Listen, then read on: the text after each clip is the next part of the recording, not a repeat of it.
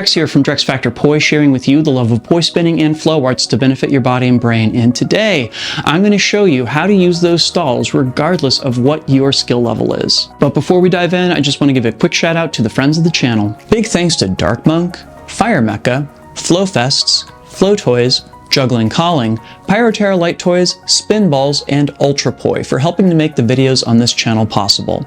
You can learn more about all these awesome companies and the work that they're doing to support flow artists like yourself by checking out the links down in the description of this video. And special thanks to the non-business friend of the channel, Pekka Pekkonen. Thank you so very much for supporting my channel, my work, and my mission. Stalls can be used for transitions, for accents, and even to create beautiful poi patterns in their own right. Regardless of what skill level you're at as a poi spinner, I can guarantee you that there is a pattern or trick that uses stalls that is going to be a perfect fit for your flow. And while this list is far from comprehensive, these are 5 specific uses for stalls that I've found are a good fit at a variety of different skill levels. So let me take you through them. Level 1, Beginner, down stalls. Of course, my preferred method for learning all stalls is to think of them as sitting inside of the stall box. That is, you can think of the poi as it spins around as forming a circle, and a box sitting around that circle. Whenever you perform a stall, what you're really doing is you're letting the poi hit the corners of that box. This will be true whether you're doing down stalls, up stalls, bottom stalls, or top stalls. And down stalls definitely become a gateway into learning these techniques. Even better than that, they will help you transition back and forth between different poi tricks. Whether you're trying to get back and forth between tricks in wheel and wall plane, or you're trying to get between different timing and direction modes, you'll find that down stalls are a great fit for allowing you to be able to pause for a second, think about what you're doing, and then reverse the direction of the poi if you so choose. And if you'd like to hear more about my approach to learning all stalls, including the down stall, I will go ahead and leave a link to my video on the stall box down in the description as well as up in the cards. But how about we find ways of applying those down stalls and maybe adding some other stalls into the mix too. Level 2, Beginner Intermediate, Stall Chasers. I think stall chasers are one of my favorite applications for stalls ever. Not only do they require you to know multiple stalls in order to complete them, but also you have to gain a level of nuance and control over your momentum that is really unique to this trick. Stall chasers involve both entering and exiting vertical stalls in such a way that you're adding a lot of nuance and momentum to the movement of the poi as they perform these two actions. Specifically, you're looking to carry both poi over the top of your head in such a way that they form a perfect horizontal line in between the two stalls. And this requires you not only to gain an enormous amount of control over the entry and exit points of the stalls, but also the momentum of the poi as it's going between them as well. You can then use these to go back and forth in split time same direction moves like windmills or into things like meltdowns. Really, this is a great transition tool and a great poi pattern. Definitely worth learning. As you can already see, stalls are really important not just as a transition tool, but also for creating great patterns with the poi. And that takes us to Number 3, Intermediate, Horizontal Stacking. Where stall chasers only required us to know how to perform up and down stalls, stacking requires us to know all of the stalls, and most importantly, the most challenging stall of all, the top stall. This particular stack is one that I refer to as the Mel, after Ivan Mel Gorbanov, the tech poi spinner who first showed it off in his video Red Pants more than a decade ago.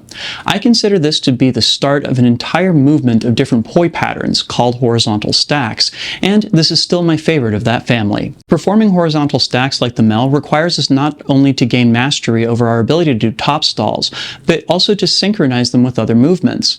By synchronizing those top stalls with our pendulum, we get several different moments where we get the poi aligned in these perfect horizontal lines. Those horizontal lines themselves are really useful for exploring everything from hybrids to plane breaks and a variety of other different transitions too. But it does also have to be said that not all poi stalls conform to something that works inside of that stall box that I outlined in our first entry.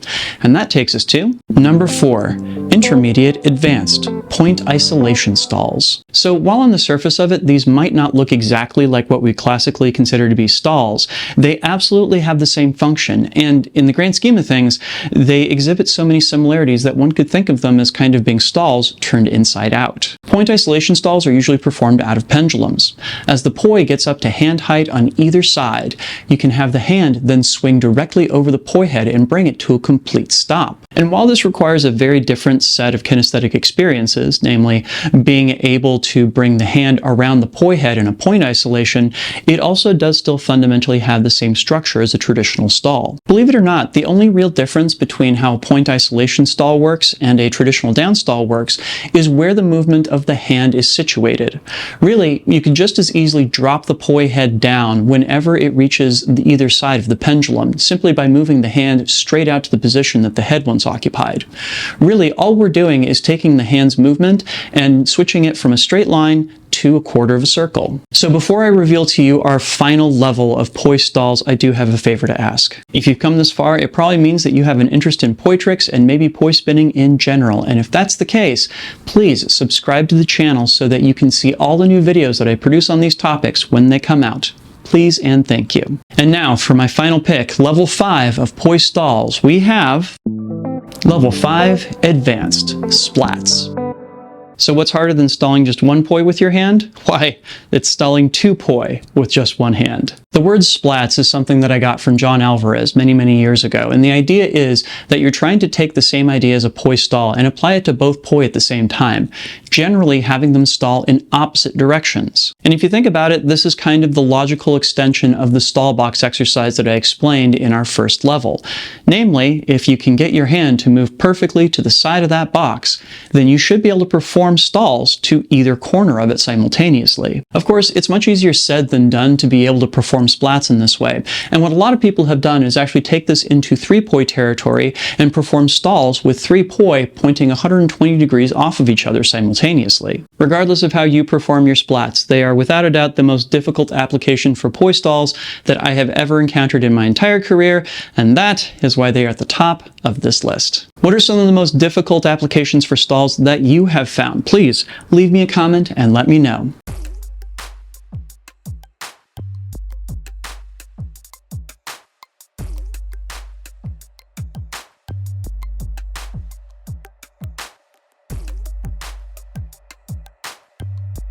This video is made possible by my awesome supporters on Patreon. In particular, I'd love to give a shout out to my Flow patrons who are listed on screen right now. If you enjoy the content that I produce, videos and tutorials about poi and poi spinning, you can help me make them by heading on over and signing up over at patreon.com/DrexFactor Poi. There you can get access to a whole host of awesome rewards, and even better than that, support me in my mission to bring poi spinning and flow arts to the whole wide world. Go check that out, please and thank you. And if you would like to explore more skill level challenges with various different poi tricks, I have a video on 5 different levels of poi isolations that I'll go ahead and link to up on screen here as well as down in the description. Maybe check that one out next. Thanks so much for watching. Make sure to get out and flow today, and I'll see you with a new video real soon. Take care now. Peace.